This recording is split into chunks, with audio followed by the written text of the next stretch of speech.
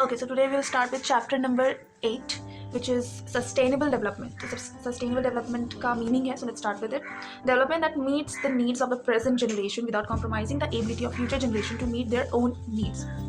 Sustainable development, we all know its meaning.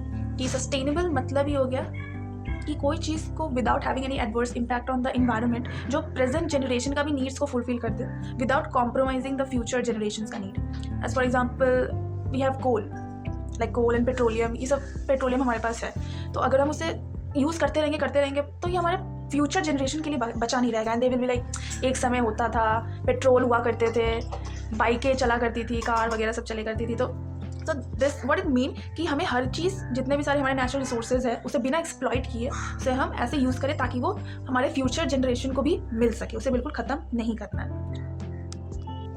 So now it's need for sustainable development. What are the needs? तो first point है natural resources and environment as common heritage.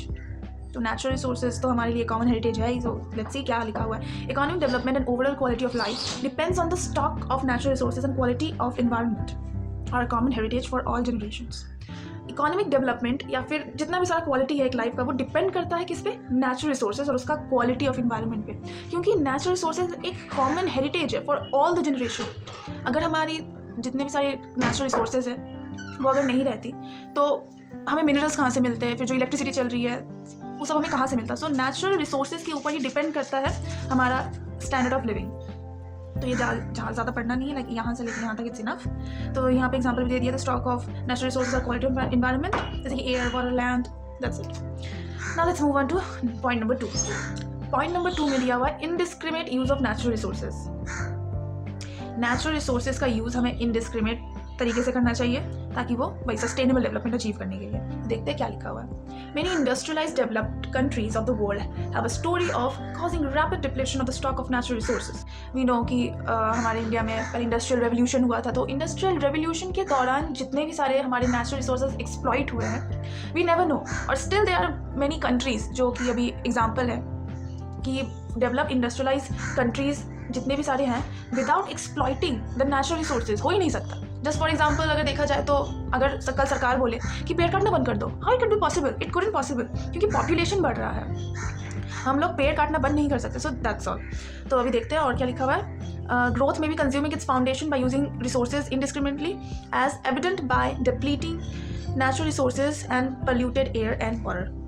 तो वही लिखा हुआ है कि हमें अपने नेचुरल रिसोर्सेज को इनडिस्क्रिमिनेट वे में यूज़ करना चाहिए ताकि वो हमारे प्रेजेंट जनरेशन के नीड्स को फुलफिल करे, फिर फ्यूचर जनरेशन के नीड्स को फुलफिल करे और उसे पोल्यूट ना करे, like air, water and these all things.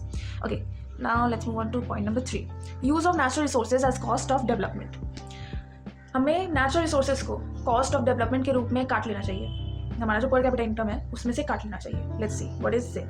It is widely believed now that depletion of the stock of natural resources and degradation of environment should be treated as the cost of development. It's really nice.